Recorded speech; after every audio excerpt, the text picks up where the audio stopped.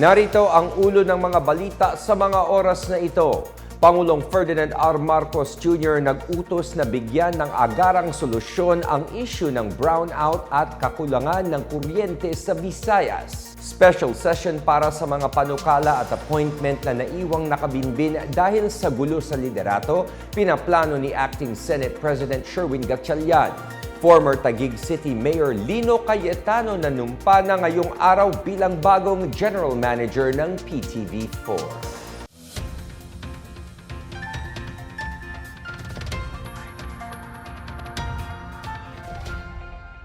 Ako si William Theo para sa TNA Headlines. Iniutos ni Pangulong Ferdinand R. Marcos Jr. na hanapan ng mabilisang solusyon ang mga issue sa Visayas Grid at tiyaking maibalik sa normal ang supply ng kuryente sa rehiyon sa madaling panahon.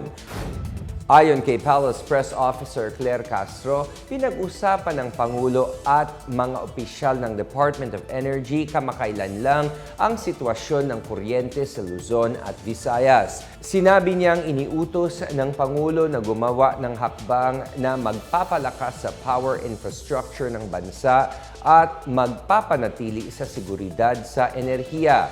Matatandaang tinamaan ang Visayas Grid ng 17 beses na yellow alert at 4 na red alert noong Mayo. Mahigit 20 power plants sa rehiyon ang naka-forced outage pa rin na nagdulot ng mga brownout sa rehiyon.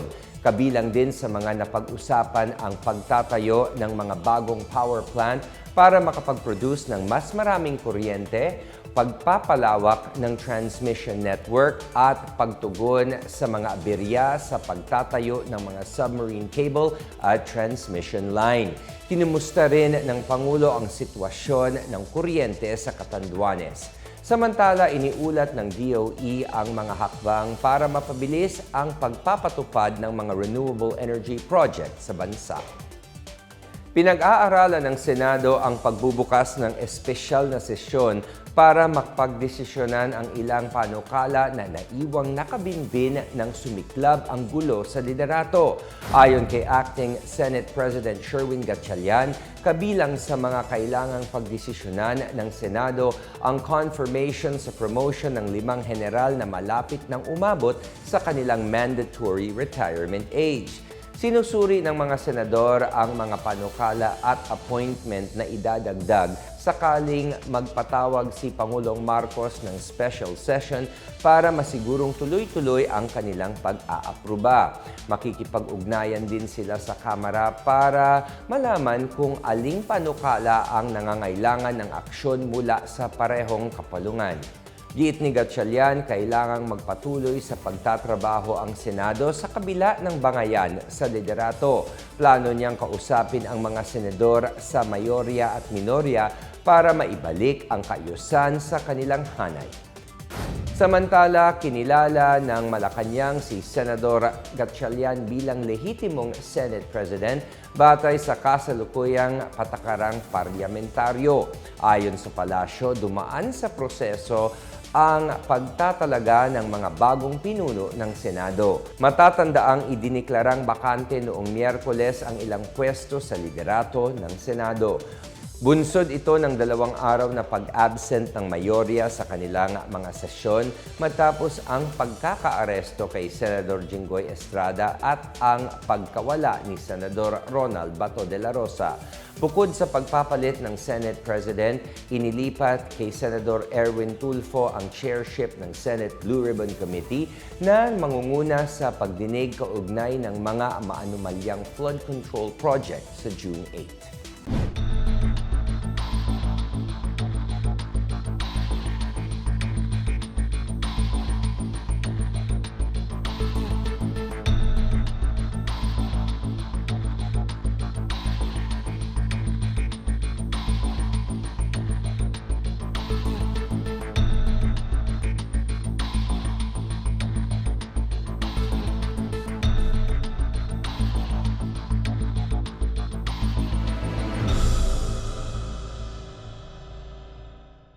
Formal nang nanumpa si dating Taguig City Mayor Lino Cayetano bilang bagong General Manager ng People's Television Network Incorporated o PTV4.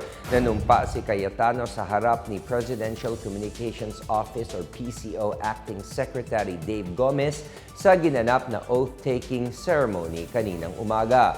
Ayon kay Gomez, ang malawak na karanasan ni Cayetano sa larangan ng media, pribadong sektor at serbisyo publiko ay makakatulong upang higit pang mapaunlad ang PTV4 sa gitna ng mabilis na pagbabago sa multimedia landscape. Nagtapos si Cayetano ng kursong Bachelor of Arts in Mass Communication sa University of the Philippines at may diploma sa pelikula mula sa New York Film Academy noong 1999. Nagsilbi siya bilang Taguig City 2nd District Representative mula 2013 hanggang 2016 at Mayor ng Taguig mula 2019 to 2022. Papalitan ni Cayetano sa pwesto si Malu Choa Fagar na nagsilbing General Manager simula August 2025. Sa balitang pangkalakalan, ikinatuwa ng Mactan Cebu International Airport or MCIA ang plano ng Vietnam airline na Vietjet na maglunsad ng direct flight sa pagitan ng Cebu at Ho Chi Minh City. Ayon sa MCIA, magsisimula ang mga biyahe sa December 11 na siyang magdodoble sa kapasidad ng Vietjet na susundan ng mataas na travel demand. Tumaas anila ng 73.4% ang bilang ng mga turistang Pilipino na bumisita sa Vietnam sa unang 4 na buwan ng 2026. Sinabi naman ni Aboitiz Infra Capital President Cosette Canilao na ang nasabing development ay sumasalamin sa tumataas na demand sa pagbiyahe at maigting na ugnayan ng Pilipinas at Vietnam. Inaasahang magbibigay ang bagong ruta ng ginhawa sa mga turista at magbubukas ng bagong mga oportunidad sa mga negosyo, investment at leisure travel sa parehong bansa. Samantala, target ng Department of Agriculture na maumpisahan sa Agosto ang construction ng mga malalaking farm-to-market roads o FMR sa iba't ibang parte ng bansa. Ayon kay Agriculture Assistant Secretary Arnel de Mesa, kasalukuyan nang nasa proseso ng bidding ang ahensya para sa mga proyektong FMR. Si De Mesa ang itinalaga bilang chairperson ng Special Bids and Awards Committee para sa mga bid ticket FMR sa ilalim ng 2026 General Appropriations Act. Inaasahan ng DA na matatapos ang mga bidding at magbibigay ang mga kontrata sa mga mananalong bidder sa loob ng 1 o 2 buwan. Tinatayang 2 to 4 billion pesos ang plano ilaan para sa mga FMR project na malapit sa Mega Food Hub sa Clark, Pampanga, habang nasa 100 to 500 million pesos naman ang budget sa mga proyekto para sa mga mega cold storage sa iba't ibang lugar sa bansa. At yan ang pinakabago at pinakamainit na balita sa mga oras na ito, hatid sa inyo ng PNA Headlines.